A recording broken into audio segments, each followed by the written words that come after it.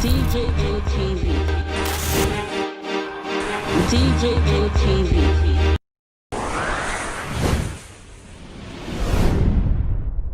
Fulani people don't say no, they don't like us. Welcome to DJM TV. DJM TV. DJM TV. DJM TV. DJM TV. Some of the delegates and ask them questions. DJM.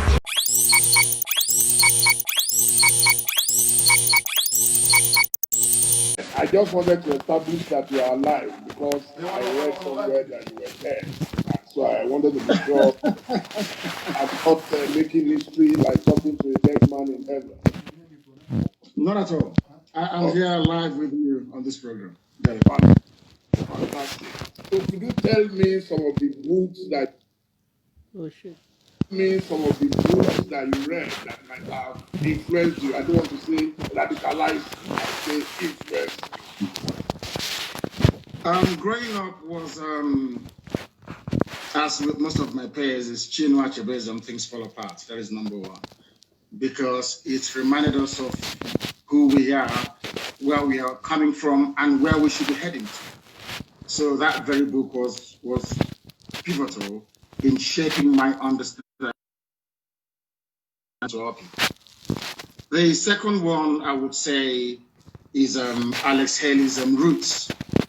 Again, in that very book, it reminded me or reinforced the need for the Republican zeal that burns in each and every Biafran, that we see ourselves as equal before any other race around the world, and our belief, cardinal belief, that all men are created equal before God. Given the heroic sacrifice those people made at Savannah in Georgia, in America, many, many centuries back. I also read Leon Uris's Exodus. It's about the Jewish Holocaust and the reestablishment of the State of Israel.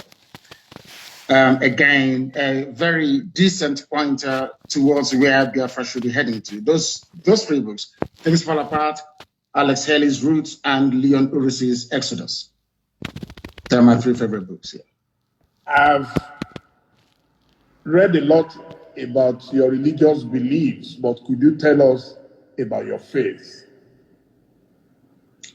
I worship the one true God in heaven that incidentally every religion on this earth believes, or should I say, worship as well. I believe I am a follower of Yeshua, Jesus Christ. I believe I worship where Jesus worshipped. I worship the same God that Jesus Christ worshipped. I praise the same God that Jesus Christ praised. And one of my favorite prayers actually was the prayer that Jesus prayed when he was asked to teach the disciples how to pray. And he said, "Our Father who art in heaven," which goes to confirm the supremacy of Almighty God in heaven, bar none, the name above all names. And it is exactly the religion of my forefathers. My ancestors worshipped God and God alone. We answer Wachuku. From the names we give our children, we glorify God. And if you go to my village right now, all you hear about Ikechuku or the Nakachuku, everything is about God. So I don't need to be tutored or to be told by anybody who God is, because God is ever present in our lives. Sometimes people tend to mistake it because the only modern interpretation of that very religion is Judaism. The only modern interpretation of this ancient religion is modern day Judaism. So that is why I tend to gravitate towards Judaism. But as I said, I am a follower of the teachings of Jesus Christ. But I practice Judaism in the main. I was privileged to meet the late Chief Chukwuemeka Odumego Ojukwu in his lifetime. In fact, Ovation had exclusive access to his wedding to his wife, Lady Bianca. What was your relationship with him? Did you ever meet him? And did you draw inspiration whatsoever from him? Yes, he is our eternal leader. And that was the title that I gave to him in recognition of the very stellar work that he did, trying to save a people that didn't want to be saved. And also, I had come in contact with him in London. We invited himself, Peter Obi Chekwasokore, to come to London. That was in the year 2002, if I'm not mistaken. And I consider it an honor that where he stayed, the hotel he stayed in London, I paid for it. So I had sat with him on a few occasions and benefited from his immense counsel. The reason why we want to honor him by restoring Biafra. And only then will the whole world know in how much esteem we actually hold him. To us, he's an icon. To us, he's our Moses. To us, he is the forebearer. To us, he is everything. And Ojukwu to us, it means a whole lot more than people can ever imagine. And the few times that I sat with him and he spoke, he said a lot of things. In fact, the role that the British played during the war, he was the one that made me to actually realize what they did and the need for us to be very careful. The journalists that were interviewing him, especially from BBC, in their typewriters were, should I say, listening devices that were transmitting everything Ojukwu was saying all the way back to London. And that made it possible for them to sabotage that very effort, or should I say, to undermine it, especially what transpired at Aburi, that we now have the tapes and records of. So I sat with him and I discussed with him, and it was very informative, very fruitful. And I learned a lot from him, something that will continue to guide me as we proceed on this very important and critical journey towards the restoration of Biafra. Fantastic. Now we'll get to the area of my bazookas. Now it's time to fire a few bazookas at you. Go ahead. You've been seen by many as waging a war against your country, Nigeria, by seeking a Biafra nation. What led to your decision? First of all, Nigeria is not my country. I was born a Biafran. My birth certificate reads Biafra, and no one has ever changed that. The fact that I was at some point or the other in possession of a Nigerian passport does not actually confer upon me their citizenship. I saw the Nigerian passport as a mere travel document because my birth certificate issued at the time of my birth reads Biafra. Nobody of a sane mind will condone or accept what is happening in Nigeria.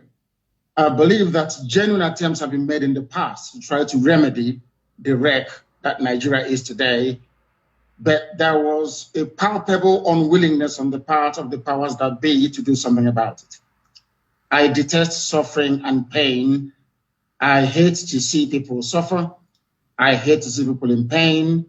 The only thing that propels me, the only thing that drives me towards this very agitation is not born out of hatred for anybody, but a desire to test freedom in our time.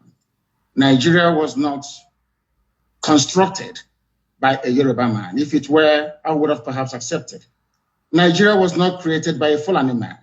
If that was the case, who knows, I may accept.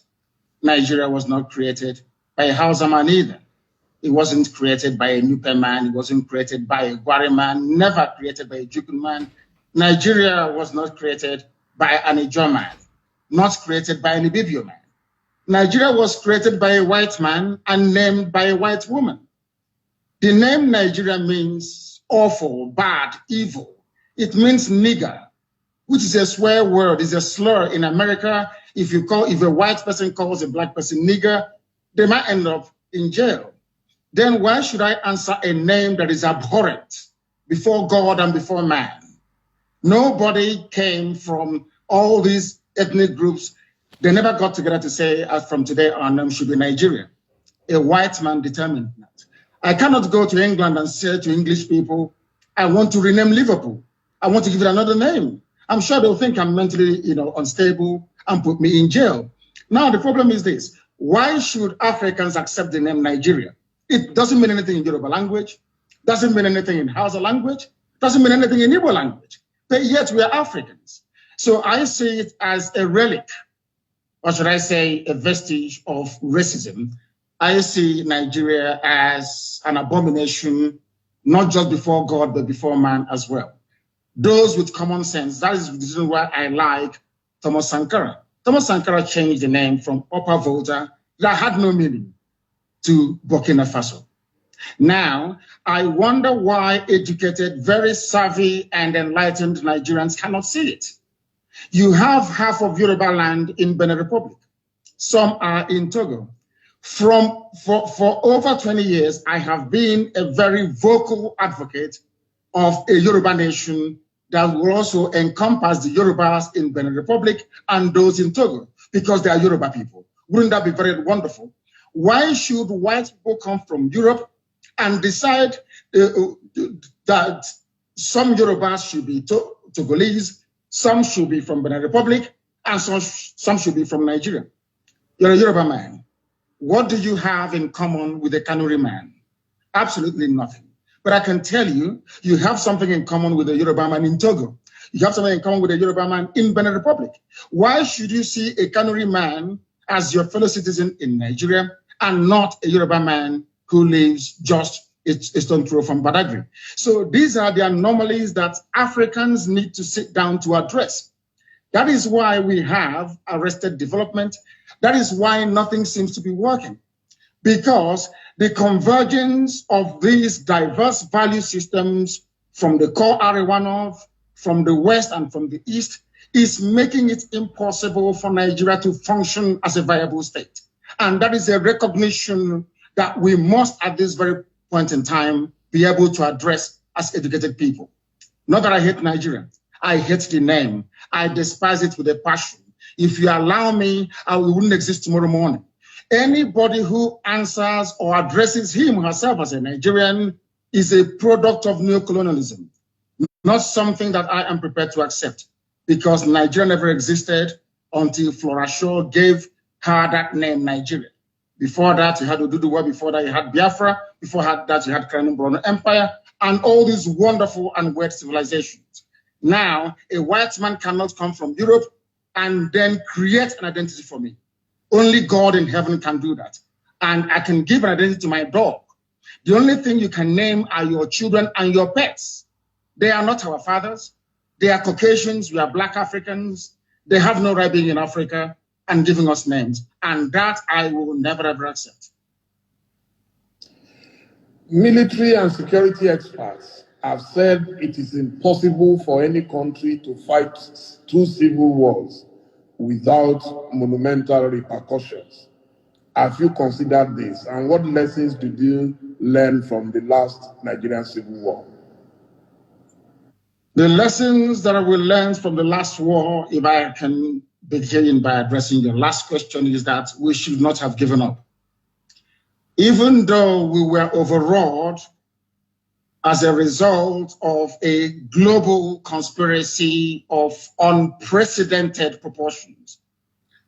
Biafra-Nigeria war was the Third World War, because in that war, if you leave Nigeria and Biafra alone, Biafra would defeat Nigeria anytime, any day. Pound for pound, Biafra would defeat Nigeria anytime, any day, and I make bold to say this. But Britain got involved. They imposed a no-fly zone over Biafra land. They imposed air, land, and sea blockade to stop us from getting food and arms. But they went behind the back of the world to negotiate with Russia to supply arms to God. They even brought in Egyptian pilots to fly their planes for them. Nigeria has never won any war in its history.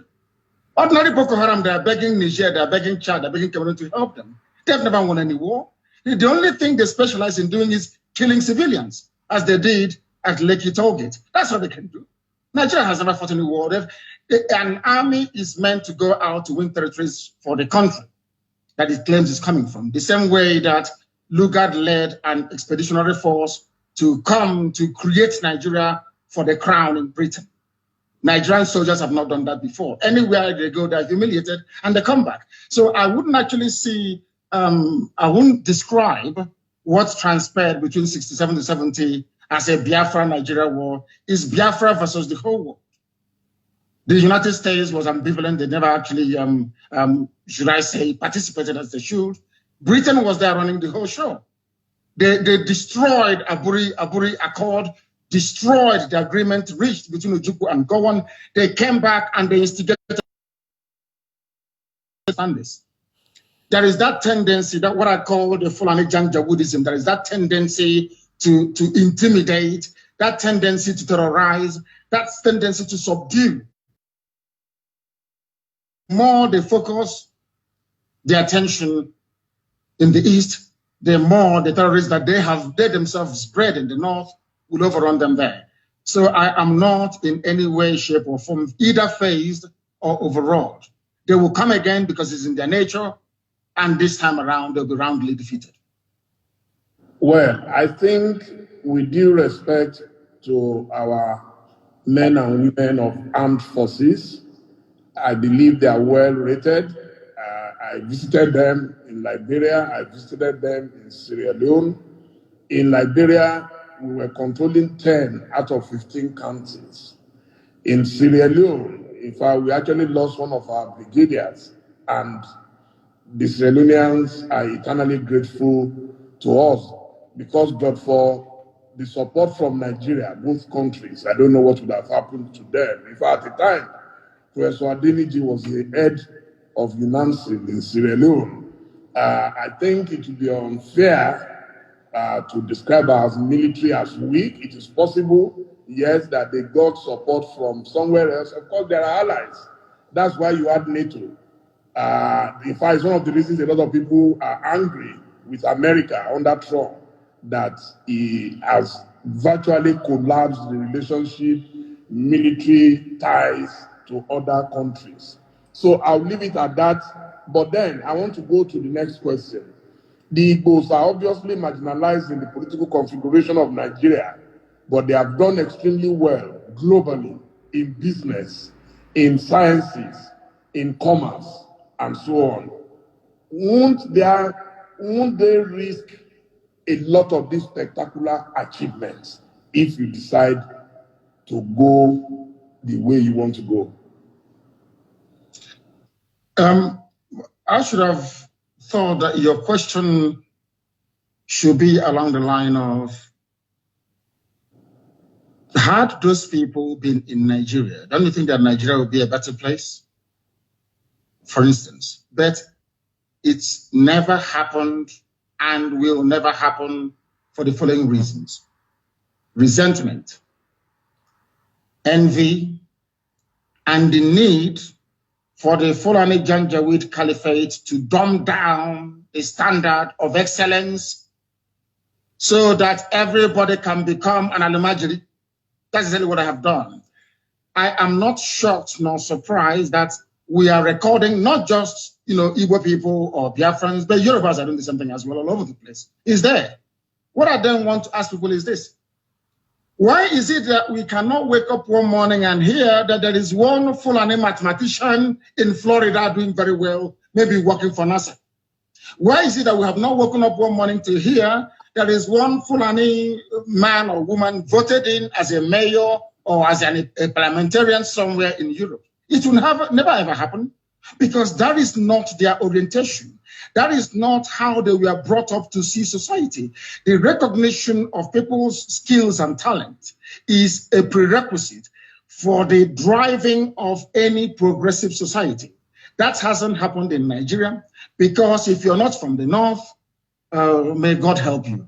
Why is Nigeria suffering today? Nigeria is suffering because of successive regimes of mediocrity and sub-standardization, for the simple reason that people do things based on ethnicity.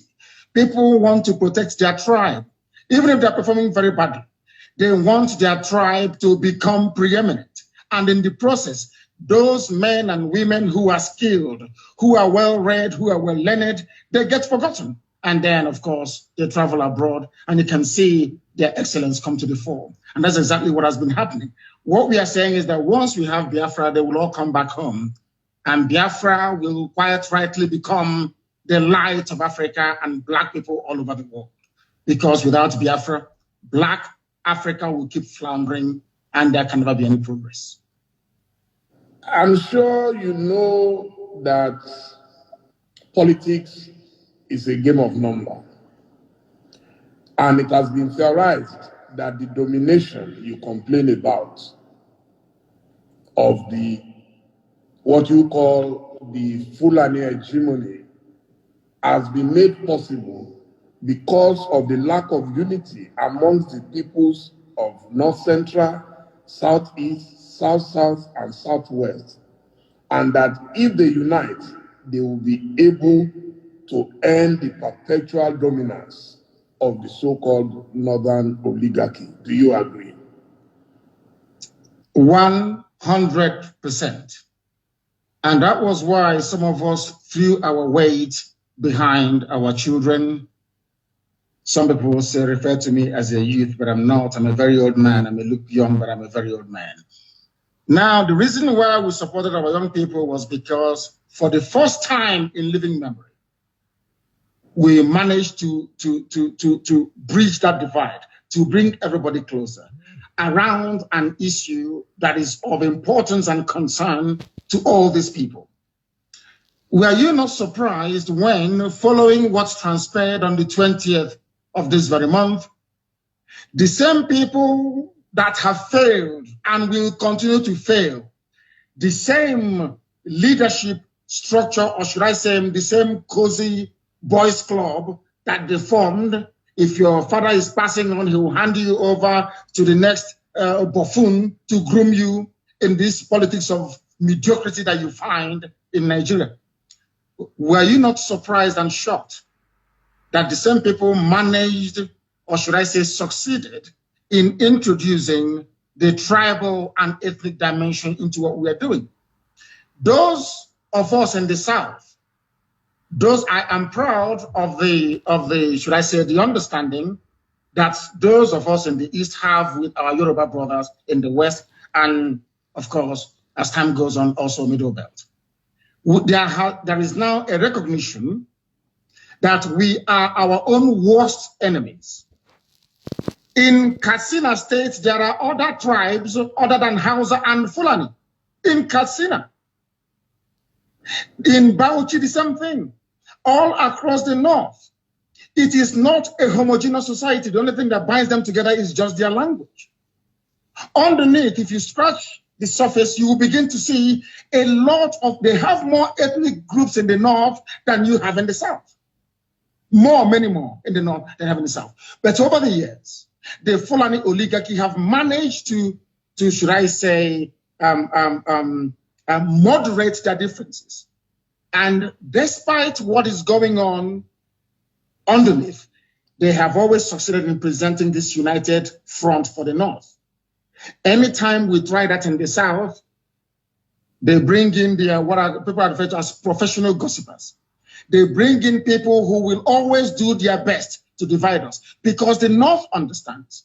Any day the Igbo and the Yoruba put their differences behind them, get their acts together, for goodness sake, Nigeria will be a better place. Everybody knows that very well. So in order not to allow that to happen, they now appoint, or should I say, rig our governors into office. They go to Ohanese, they bribe a few people to go to Afani, they identify one or two people to, should I say, to groom, to do their dirty jobs for them. And what is that dirty job? You saw it in full view and in full display on the 20th. People that claim they went to school, people that claim they're senior advocates, people that claim they're enlightened, were the ones that introduced the tribal and ethnic dimension into that very successful protest. And you can see where we are today. They are rejoicing in the north. They're having fun in the north. That thing they have always done, once again, they have done it. But of course, they cannot break us. This time around, we just want to let them understand this. the unity between the Igbos and the Yorubas is deeper than End SARS protest. It is far more fundamental than they can even imagine. Now, is Biafra your only option, or you are willing to work with other so-called oppressed peoples to form a union like it is in the United Arab Emirates? Everything depends on what the people want. I am a Democrat. I am a Republican by genetic disposition. Anything the people want is what they're going to get. My dream and my mission is Biafra. Let's say during a referendum, people decide we want to be, yes, Biafra is good. We can answer Biafra within a union that comprises of Middle Belt, of Oduduwa and Biafra with a new name. Who am I to say no? I'm a Democrat. Whatever the majority decides is what I'm going to do. But as for us, we are pursuing Biafra. And I will also help the Oduduwa people to pursue the Oduduwa Republic. I will help the Middle Belt to do the same. But one thing is paramount. Should our people decide at a referendum or plebiscite to say, we want to maintain a semblance of union with Oduduwa and the Middle Belt, who am I to say no? I am a Democrat and I will go with it. But my primary concern now is the restoration of Biafra. An audio surfaced recently, I think about 2 weeks ago. It was sent to me by a family member, in which your voice, we heard your voice, directing your operatives to hit certain targets in Lagos. What led to this in a state that has really embraced the Igbo people of Southeast and South extractions? If that was your voice, do you regret the action, and are you willing to apologize for it? It is my voice, but what I said was cut and joined together to suit the very message or narrative that our detractors were, should I say, determined to peddle. If you listen to the whole broadcast that I made, you will find out that that very audio that those people, those charlatans put out there in the public domain is not exactly what I intended. But I have said this before and allow me to repeat. If by making the pronouncement that I made on that very day that I was misunderstood, or that the true intentions of what I was wishing or willing to convey was somehow misconstrued, then I apologize for it. Because I believe that it is very, very important that we understand this. I wouldn't want to do anything, either knowingly or unknowingly, to inflame passions in the West. I wouldn't wish to do anything that will cause my Yoruba brothers and sisters alike to think, should I say, to become jittery about what our true intentions are. You made reference to your operatives. I was addressing Nigerian youths right across Nigeria, not just in Lagos. And given the heat of the moment, people were being massacred. I'm not sure that most of those commentators and apologists for Asarok have had their homes invaded before. When Fela speaks, you can hear the way that Fela speaks all the time about Nigeria Army and Nigeria Police. Why? Because Fela was a witness when his house was invaded, and the mother died as a result of it. The something happened to me. As a result of Nigeria military invasion of my house, my father is dead, and my mother is dead as well. So when people like us with a first-hand experience of the brutality of a very primitive security architecture in a country as backward as Nigeria, you can then begin to appreciate where we're coming from. If I spoke out of turn, if people who listened to what I said misunderstood the true intentions behind the words that I uttered that night, then I do unreservedly apologize, because nobody can divide the Yorubas and the Igbos anymore. It's not going to happen. They will try, but they will not succeed. That I can assure them. What is of concern to us is that those responsible for the slaughter of those people are held responsible. The same way I hasten to add that those who are responsible for the murder that Wike ordered today going on in Obibo will be held accountable. They will and must be held accountable. I do apologize if I offended anyone, but no offense was intended in the first place. I gave an order to Nigerian youth right across the board to do what they did because the Nigerian state is evil. They believe in killing their own children. They believe in suppressing free speech. They believe in breaking up peaceful assembly with the use of force. That type of nonsense must come to an end. And they must be taught a lesson, and that was exactly what we did. Okay, let me confess that it was actually that audio that led me to looking for you. You see, I believe that journalists must help their nation to understand some certain people and personalities like yourself. And I want to say at this stage that I'm sending my special thanks to two people. One of them I can mention publicly, the other would not want me to mention him. And the first is Femi Fanika, my very dear friend and brother. I contacted him because I knew there is a special bond between the two of you. And he contacted someone else who contacted you. And I want to say thank you to both of them so they know themselves. What is the relationship between you and Femi that every time I see that you are in the same direction? He is very brave. He is urbane. He is polished and very erudite. He is a scholar and a conscientious one at that. You know, in Nigeria, you have scholars, people who just study for the sake of it, people who just read for the sake of it. He practicalizes what he understands to be humanity. And that is why I love him, I respect him, and I call him a brother. He epitomizes what any intellectual should aspire to be. You intellectualize that is very true or very good, and then you must have a human side to yourself. He is de-tribalized, as you well know, and I'm sure that in time to come, he will have a very great role to play, if not in Ududuwa, but also in Biafra. If Biafra were to come tomorrow, I would take him. And I'm sure that he will have a lot to contribute in making Biafra a better place for everybody to be in. So I have not only love for him, but also have regard for him. Now, I'm sure you are aware that there are efforts to start a movement that will bring the Yorubas and the Igbos together and closer. Are you willing to play a major role in that union? Yes, we are doing ours on the ground. You saw the protest on the 1st of October right across the world, Yoruba One Voice and IPOB. So we are doing ours.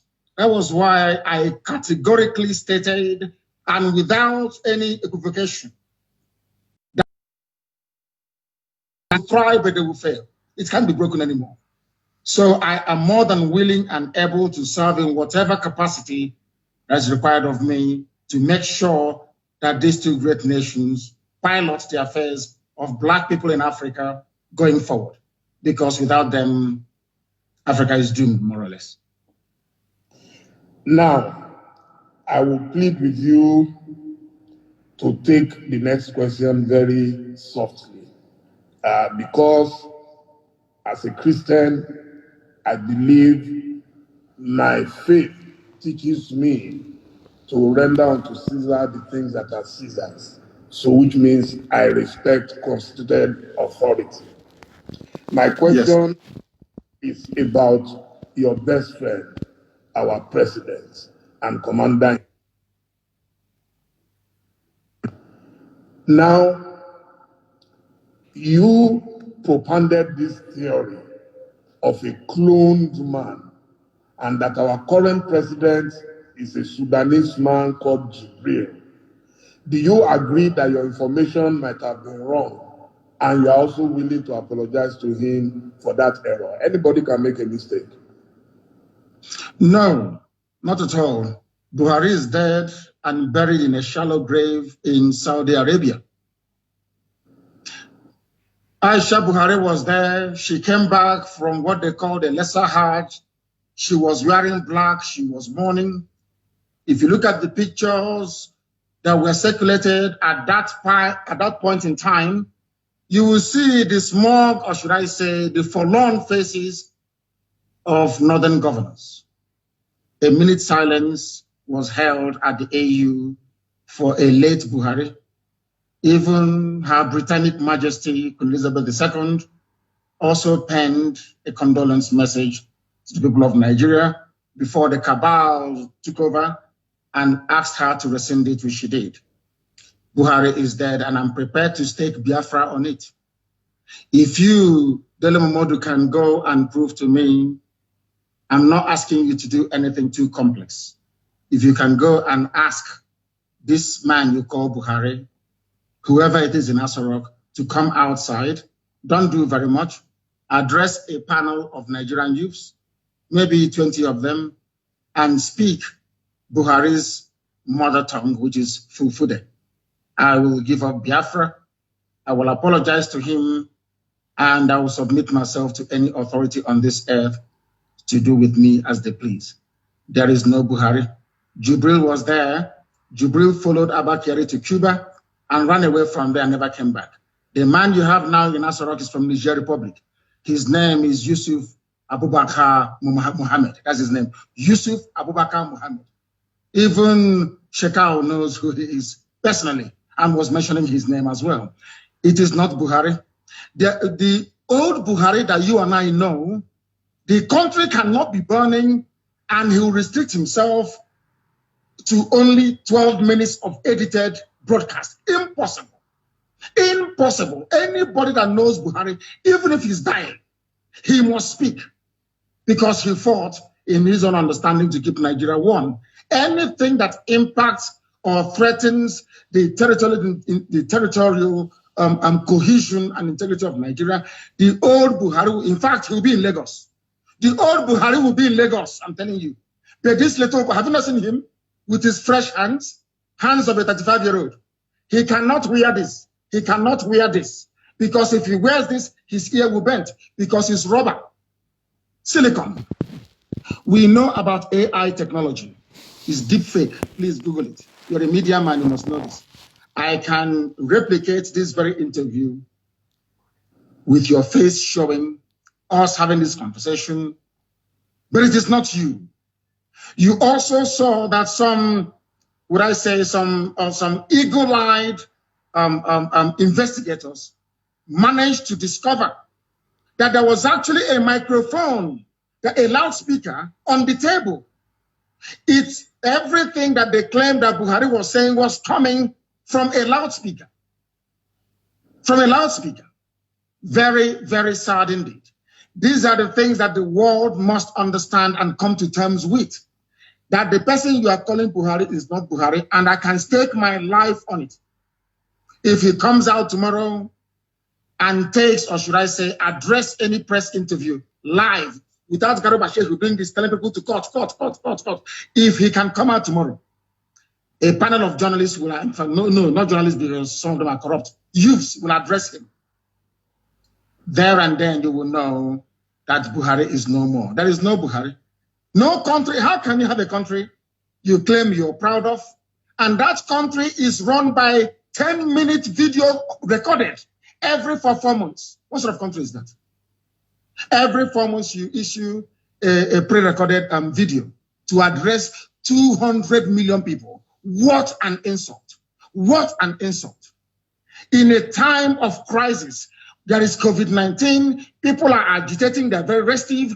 The only thing you can do is 10 minutes video. Laughable and absolutely absurd. And no sensible person should be able to tolerate it. Buhari is dead, and I stake my life on it.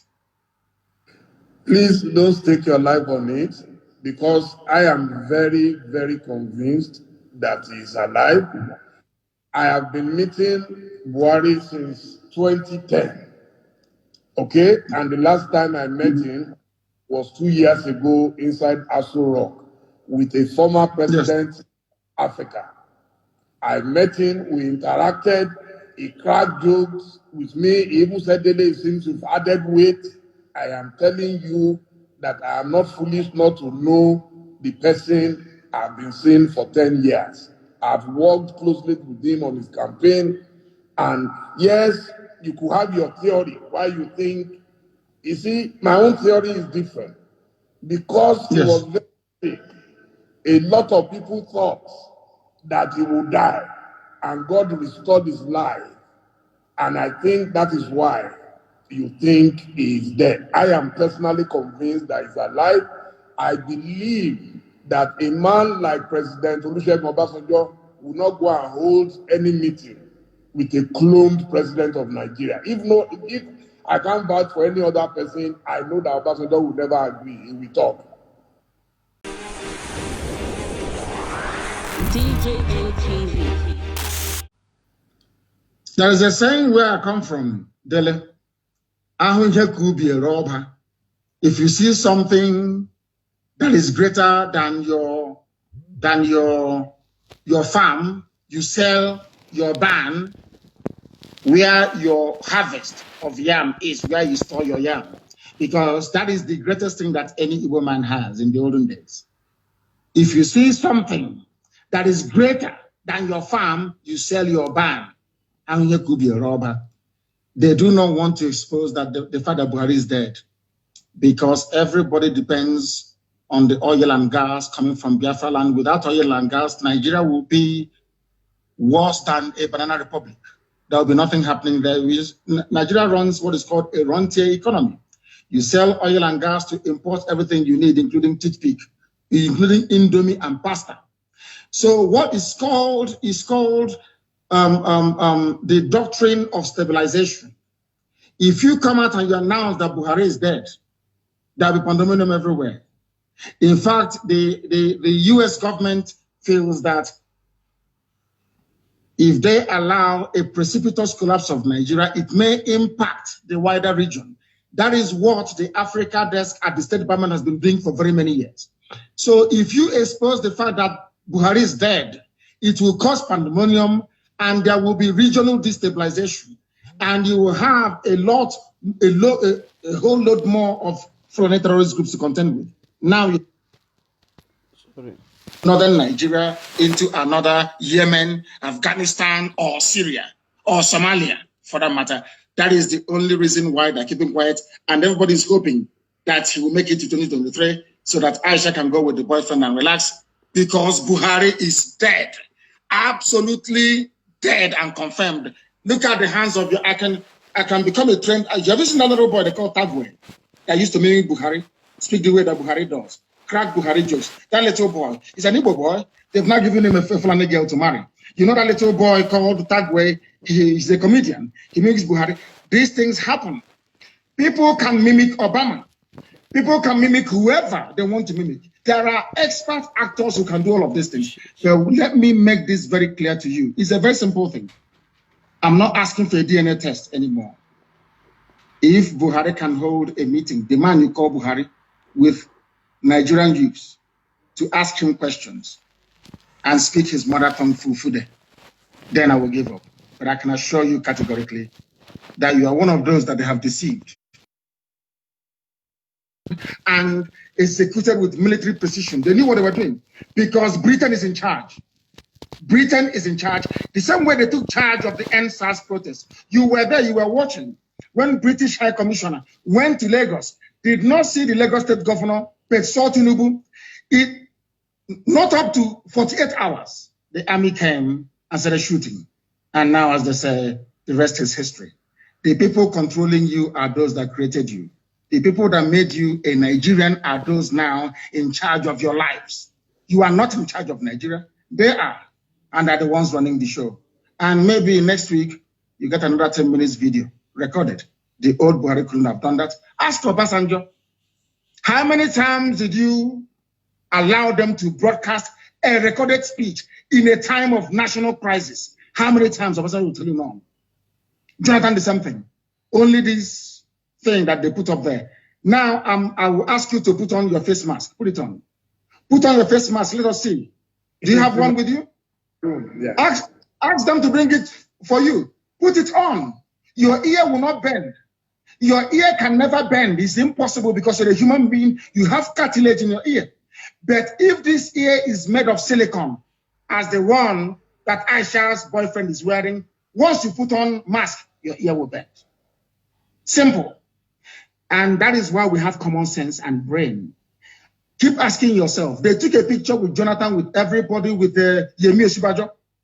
None of them had their ears bent. Only Buhari's ears were bent.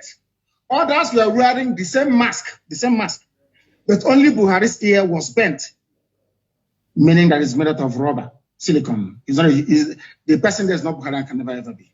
Please go ahead. Okay, so do you have a map for Biafra? Where will it start from and where will it end? First of all, do you know that if I ask you now, Dele, how many states do you have Igbo people in Nigeria? How many states would it tell me? It's a simple question. You're a journalist. I would say everywhere. No. I mean where they are indigenous to, where they come from. There could be Igbo people in Lagos and not from Lagos. The Igbo people. If I ask you right now, how many states in Nigeria do you think that Igbo people are indigenous to? How many would you say? 5 Southeast states? After all, that is the Igbo territory. Is that what you would say? Yes. I have a surprise for you. It is 13. Igbo people are indigenous to 13 states of Nigeria. 13. As I told you, those who created Nigeria are in charge of Nigeria. And in order to weaken, to diminish, to render irrelevant every aspiration of an Igbo man, Britain decided to advise the Janjaweed Caliphate to keep redrawing the map until we now have only 5 states.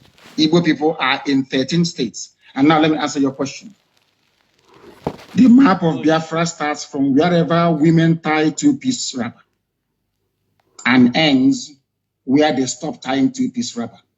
In other words, Biafra land starts from Kogi in the north, in Igala land, Idoma, Igede, all the way to Igodomikodo, Idu land, in Udo, and going down to Bakassi, after Cross River State, and to Bonny and to Opobo in the south. All these are Biafran territories because if you go there, all the 13 states. I want the 13 states. You want me to name for you the 13 states that make up? Yes, please. Kogi, are there Igbo people in Kogi? I'm sure the answer is yes. Yes. Indigenous. Are there Igbo people in Edo State? Yes. We agree. In Edo State, there are Igbo people. I'm not talking about Tubiaja, which is Ishan. We'll come to that later. I'm even talking about a place called Igbo Akere. Igbo Akere. Are there Igbo people in Delta State? Yes. Are there Igbo people in Benue? In Benue State, I'm asking you, Izi community is in Benue State. They speak Igbo. The largest market you have in Benue belong to the Igbo communities in Benue State. Are there Igbo people in Cross River? Yes. The Sobo Igbo people are in Cross River. Are Igbo people in Akwa Ibom? Yes. Itu is in Akwa Ibom. There are Igbo people there. Are there Igbo people in River State? Are there Igbo people there? Of course there are. 90% of River State is Igbo. Are there Igbo people in Bayelsa? And you'll be shocked. YES is the answer. There are Igbo-speaking people inside Bayelsa itself till tomorrow morning. The same way you have Igbo people in Ondo. Are there Igbo people in all the 5? I've counted for you the 6 states that make up the so-called South-South. Imo, Abia, Anambra, Ebonyi. Yeah, you've mentioned 9 now. 9 states. 1, 2, 3. Kogi, Edo, Benue, Cross River, Akwa Ibom, Rivers, Bayelsa, Ondo. Have you added? No, not in Ondo. We're not in Ondo. Igbo is not in Ondo. What is in Ondo is Ijo. Ijo is in Ondo, not Igbo. But Okay. Ijaw is Biafra. I will get to that later. And then you add the 5 southeastern states. You have Imo, you have Anambra, you have Enugu, you have Ebonyi, you have Abia. Add all of them together. Imo, Anambra, Ebonyi, Abia, Enugu. 1, 2, add 3, it to the other 6. Okay. 5 1, 2, southeastern states. 6, 7, 8, 9, 10, 11, 12. I think one is missing somewhere. One cannot be 6 states. 6 states of the south, 5 states of the southeast, then Kogi and Benue, and then you get 13. In all these places, you have. I'm not telling you about where they are trading, where they are doing business. People from there are Igbo. They are indigenous. I think Kogi would agree to go with Biafra. No, it's about a referendum. We are asking, what we're asking for is that part of Kogi where women tie 2-piece wrapper. That's all. Your mother will tell you where you come from. If you look at your mother when she dresses up to go to church or to go to a function and she's tying 2-piece wrapper, one on top of the other, then you know you're a Biafran. And that's what they do in Kogi, in Enugu State, in Benue State, in Cross River State, all the way down. You can go all the way down to Edo State. It is there till tomorrow morning. Don't you think you are likely to hit the brick wall if you try to go expansionist, if I could put it that way? I am an able man. With all due respect, my dear brother, the Yorubas may be comfortable leaving Yoruba people in Togo and the Benin Republic and calling somebody from Sokoto State their brother. I don't intend to do that. Wherever you have Igbo people, they must be together as one. We are not leaving anybody behind. We cannot leave anybody behind. It was the Fulani Janjaweed and the British that caused this problem. You cannot come to my land, you take an Igbo community, you give them to Benue, you give them to Kogi, and you say they're from the north. Ohanese may tolerate it. I will not tolerate it. I can't tolerate it. I am not going to leave one single Igbo community anywhere. They must be part of Biafra. They must be part of Biafra. What happens? Let's say the other people that you are fighting get to vote and they decide to call the bluff and say, okay, Igbo people in Kaduna, in Katsina, in Sokoto to defend Israel. How will that fit into your plan? Quite frankly, Before you answer, let me do it as a double whammy. And what if the Igbos in those places say they are not interested in joining you? hallelujah, we say good riddance. Everything we are doing is based on the consent of the people. There must be a referendum, or should I say referenda, which is the plural, right across the board. We are going to ask people, ethnicity by ethnicity, where they wish to belong. If they say we want to be part of the Janjaweed North, where once in a while you lose your daughter, your wife could be raped, oh, well and good. We let them go. I am a Democrat. I'm not going to force anybody to do anything. And Biafra must come via a referendum. People must agree to it. We are not forcing anyone to do anything. Everything we are saying and doing is geared towards one outcome, a referendum. If they agree, fine. If they don't agree. So who is going to organize this referendum that you've been talking about? The United Nations will have to organize it at the right time. They will. If it is not organized, what is your plan B? We continue with civil unrest and civil disobedience, boycott of elections. As one of our great heroes said, we will boycott all boycottables until we get what we want. The British never wanted to leave Africa, but they did. Russia never wanted the Soviet Union to break up, but it did. Serbia never wanted Yugoslavia to break up, but it did. Sudan never wanted South Sudan. They never wanted South Sudan to be free. They're free today. Ethiopia never wanted, excuse me, Eritrea to be free, but today Eritrea is free. So that tells you all you need to know. It is not in their hands. because you know what? Power belongs to the people. Anything we want is what we're going to get. Once again, I want to ask this. Do you think this dream is realizable without a war? And are you prepared to fight another war? This dream can be realized without a war. And let me put it this way, as soon as the people, the various ethnic groups in Nigeria realize what Nigeria means to each and every ethnic group, they will subscribe to our position. So it is realizable without a war. Before the white man came, let me ask you this, because it's an interview, which means you can ask me a question and I can ask you. Before the white man came, was there any Nigeria? Before the white man came, did Nigeria exist? It's a simple question that I'm asking you. Dele, did Nigeria exist before? It didn't, no. It didn't exist. Then why are African people, black people dying over something that they did not create? Did any Yoruba man create Nigeria? The answer is no. No Igbo man created Nigeria. No Hausa man did. No Fulani man did. No Kanuri man did. No Jukun man did. When you come to Nigeria, it's always a debate about it is our turn. It is our turn. It is our turn to rule. Now there are over 250 main ethnic groups in Nigeria.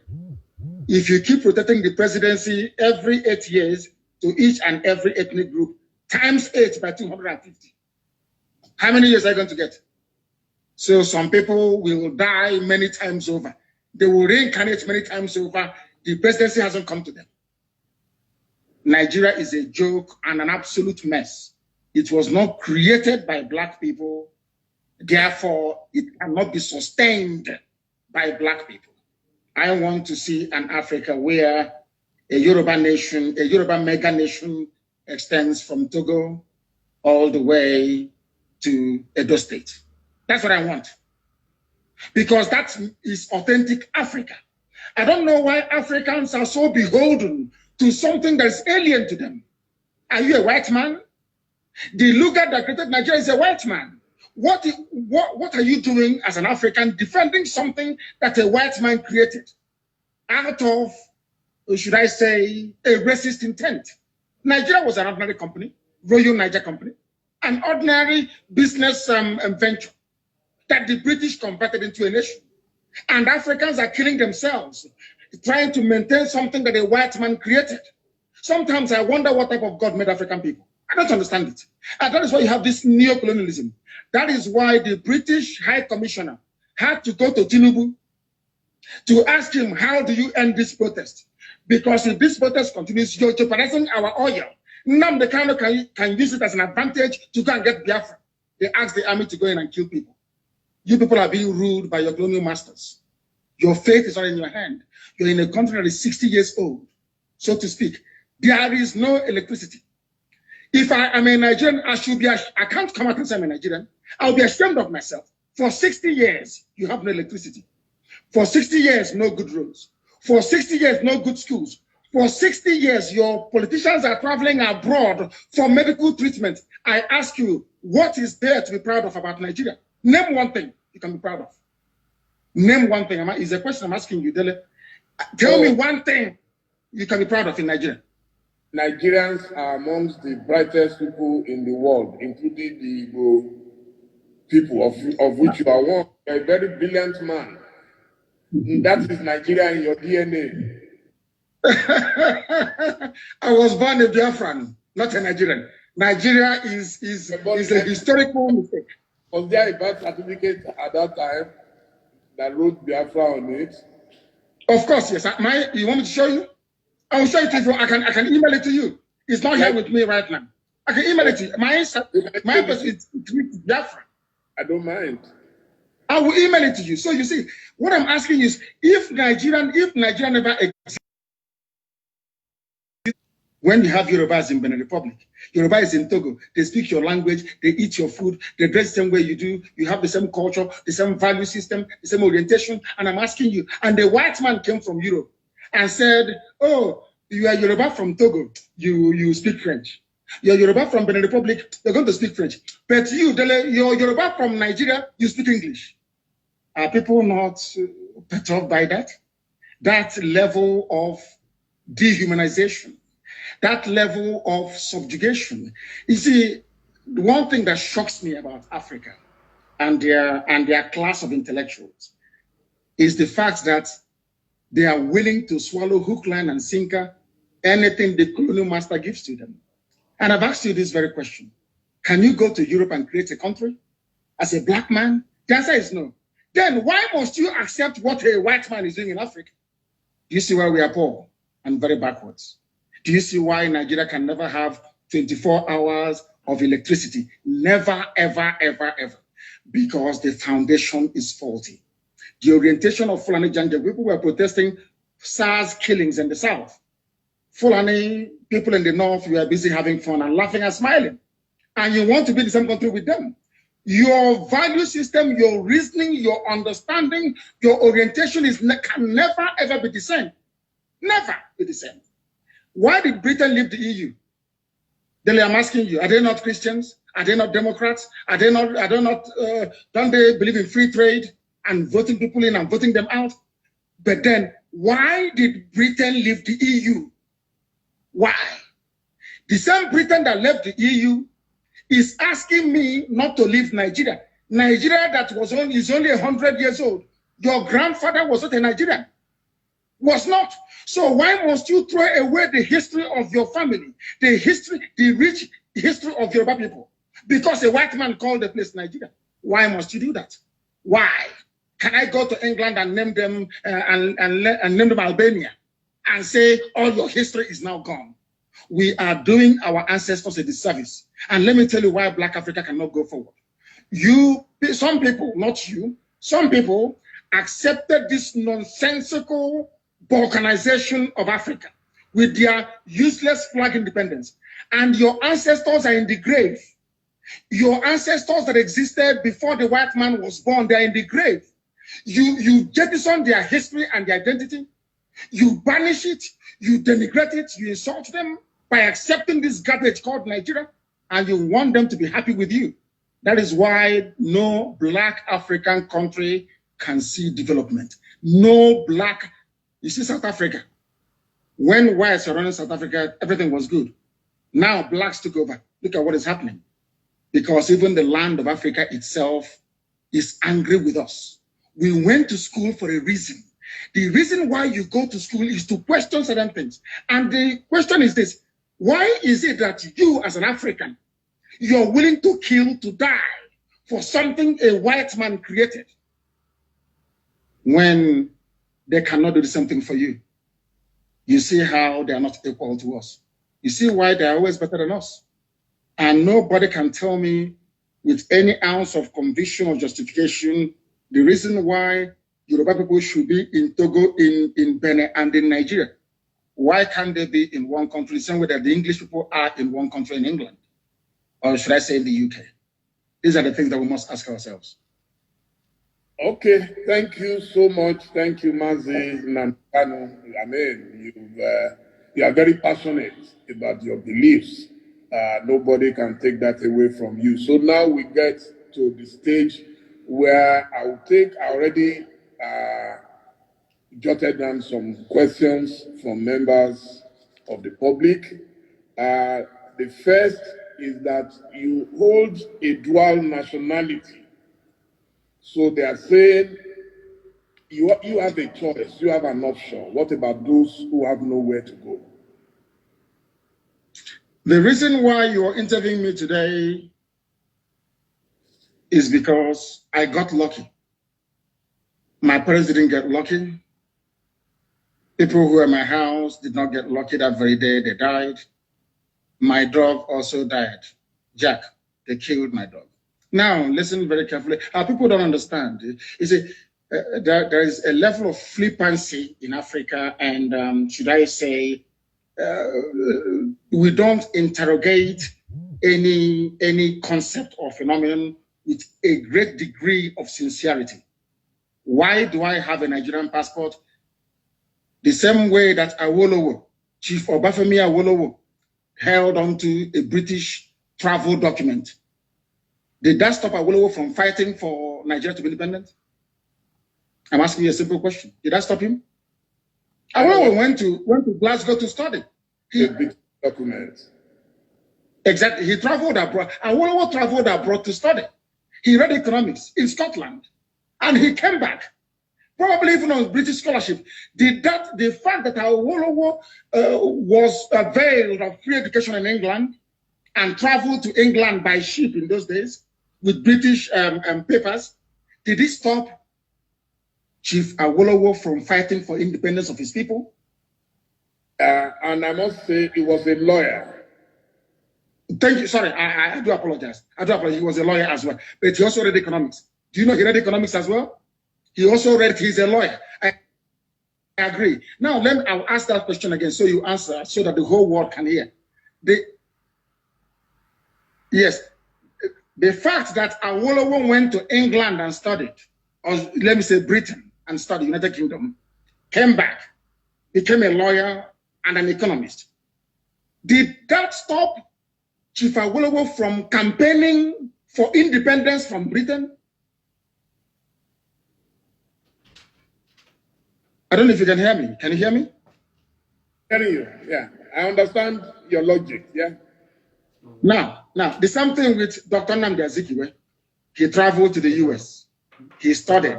He traveled to the US with British papers. As somebody traveling from a British colony, he went to the US and he read, and he came back.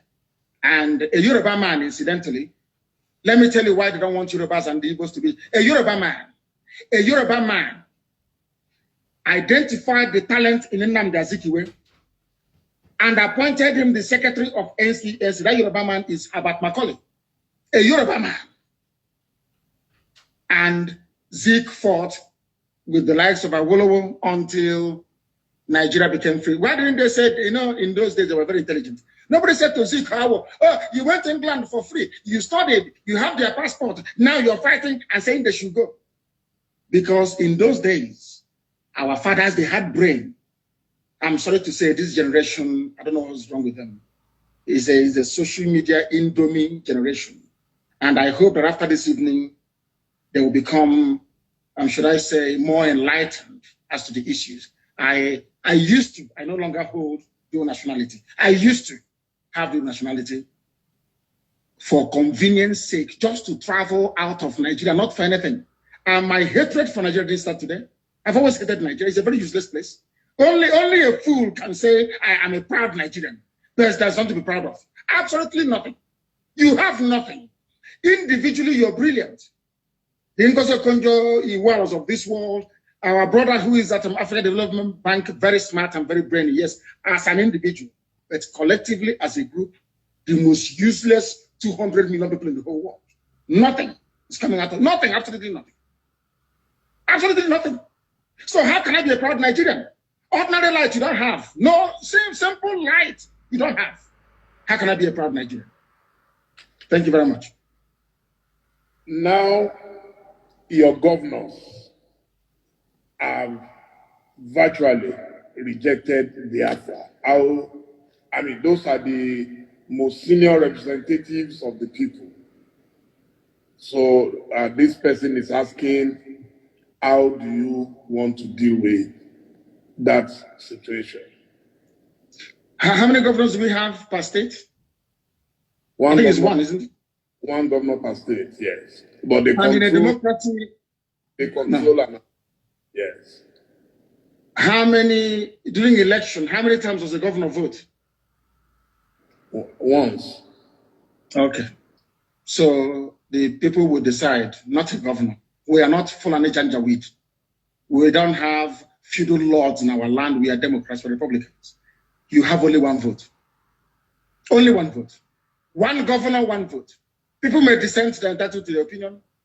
One governor, one vote during the plebiscite or referendum. And there is nothing they can do about it. The majority says they want Biafra. So the views of the governor, of course, may be taken into consideration, but it doesn't count because they are in the minority. We are not Fulani people. Someone has asked, how are you funded? We are the largest movement on the face of this very planet Earth. IPOB, indigenous people of Biafra, all over the world. And our people are very, very generous. They fund us. No politician, no millionaire, no billionaire, nobody. Ordinary people in the diaspora and people at home. They fund this well-oiled machine all over the world. That is why we are formidable. We owe it to them. We don't have any godfathers. That is why I speak the way I do. If there's anybody who can say they are funding us, come out and say it. Nobody does. Ordinary people do. Because everybody wants freedom. Someone is asking, if you say you are asking for a referendum, how come you sometimes apply force, the use of force and coercion? That is the only thing the Fulani Janja would understand. Nigeria is a rogue creation. Nigeria is where vandals and bandits abound in political office. Nigeria is not a civilized society and can never ever be. You saw the way they are behaving. You give rice to a governor to give to people, the governor will steal it and keep it. Palliative that he did not buy. The only language they understand is by breaking into those warehouses and taking what belongs to you. The criminals and the hoodlums here are the governors, not the people who are hungry. I don't know why in Africa we always want to turn the narrative upside down. So you're telling me that Fulani can come to my place and rape my mother, abduct my sister, and I'll be clapping and praying and doing hallelujah and doing prayer and fasting. Nnamdi Kanu is not like that. We hunt them down, we pursue them, we catch them, and we deal with them. As simple as that. If people can tolerate that type of rubbish, we can't take it. Never, ever, ever. Never. You said you are a Democrat. Yes. Does democracy allow the use of brute force? Is Nigeria not a democracy? But they were in Lekki shooting people that their constitution says should not be shot. People praying and singing national anthem, we are shot. A constitutionally granted right. The state of Nigeria violated it. They are the ones that brought violence, not us. As they say, those of them that make peaceful revolution impossible, they make violent revolution impossible. They make it possible, rather. Those are the words of John F. Kennedy, not mine. An American Democrat who, and people talk about democracy all the time. The modern Britain you have today was forged in a revolution led by Oliver Cromwell that toppled the monarchy of King Charles I. Today, England is doing very well. France talks about democracy, but their democracy was forged in the heat of a revolution that toppled the reign, I think, of King Louis XIV or the 15th, I don't know, and Marie Antoinette. America, they hold you to account today if you're not democratic.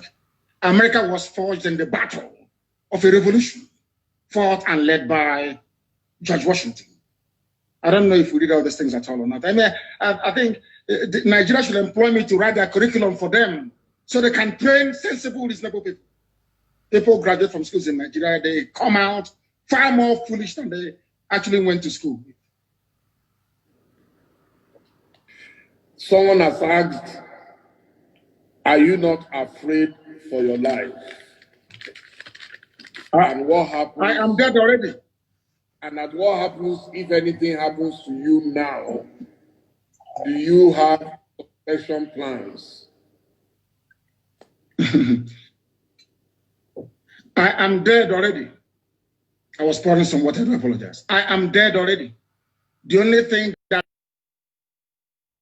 not just freedom. As I said before, I traveled to England to study for a reason and for a purpose. You cannot tell me that in England, they have gas piped all the way from the Scottish gas fields. There is 24 hours a day electricity. There is gas. If you're homeless or if you're unemployed, the government can give you what is called housing benefit. You can pay your rent and live in a decent home. They also give you money to feed as well. If I cannot do those things for my people, then my life is meaningless. So as I am right now, I'm already dead. I'm only waiting for Biafra to revive me and to resuscitate me. And I feel and I do pray that most other Africans should feel the way that I do. Because Africa is a failure because we fail to address the core and the key issues affecting our lives. We intend to change that. And by the grace of God Almighty in heaven, we shall be successful. My life doesn't matter anymore. What matters is Biafra. Everything else is irrelevant. And the zoo government, they know it. Everything is irrelevant. The only thing that matters to me, God is my witness, is Biafra, nothing more. I'm not doing anything. I don't have a car. I have nothing. The only promise I said to God is, give me Biafra, that's all. I don't want anything else. What am I doing with money? What am I doing with cars? I don't need them. The Biafra I do need. Now, someone says, if you disagree so vehemently with the English people for what you believe they've done in Nigeria, how come you accept their protection? They are not protecting me. I'm sure if they have a chance to kill me, they will kill me. They're not protecting me. The only people that ever protected me was the state of Israel. Nobody else has ever protected me. Only Israel did. So if they have a chance to kill me, they will kill me. What protection is the person talking about? I said it before. Chief Obafemi Awolowo went to UK to study. Chief Obafemi Awolowo, because there's one good thing about the UK. If you study there, your eyes will open. You see how vocal and vociferous the protest in London was. Because we understand their game, we know the way they play it, and we feel sorry for our people that they cannot see what we have seen. But one day, who knows, their eyes may open. But as I keep saying, anything we do to ensure that freedom comes, not just to Biafra, to Duduwa, but to everybody, every ethnic group, I am all for it.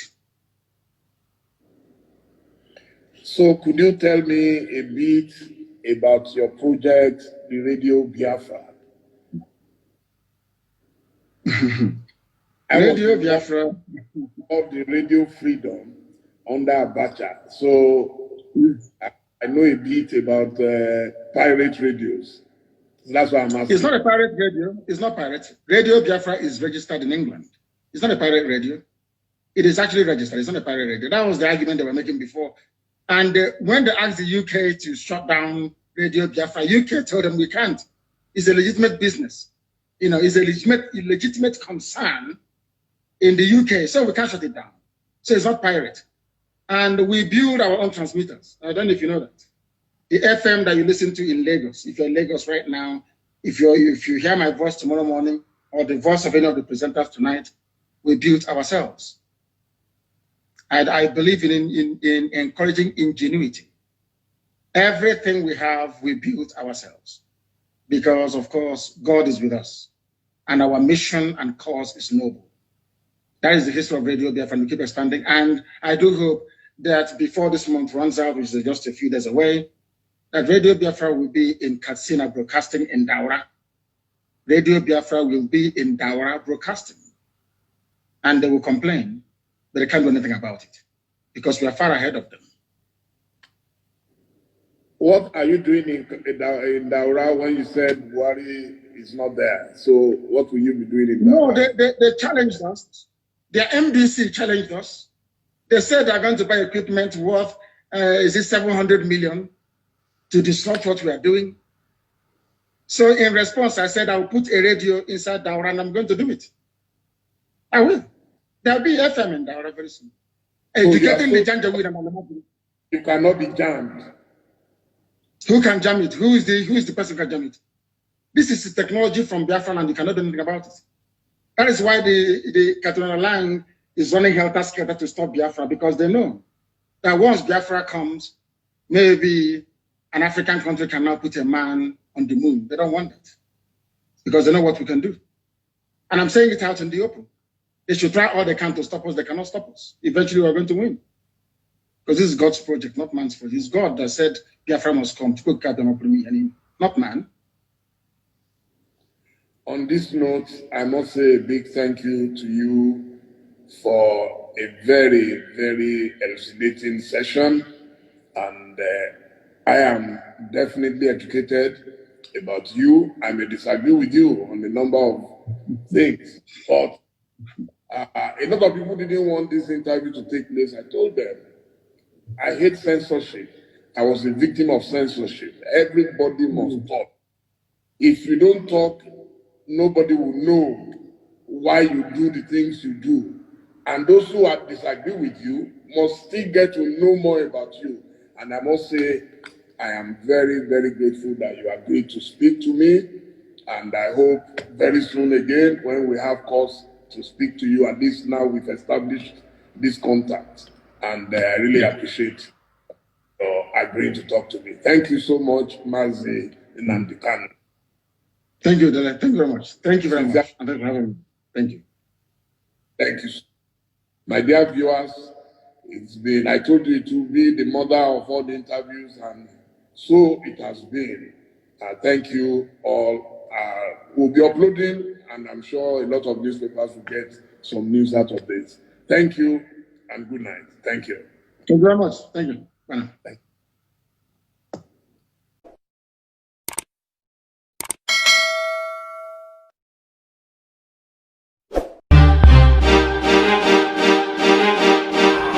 DJM TV.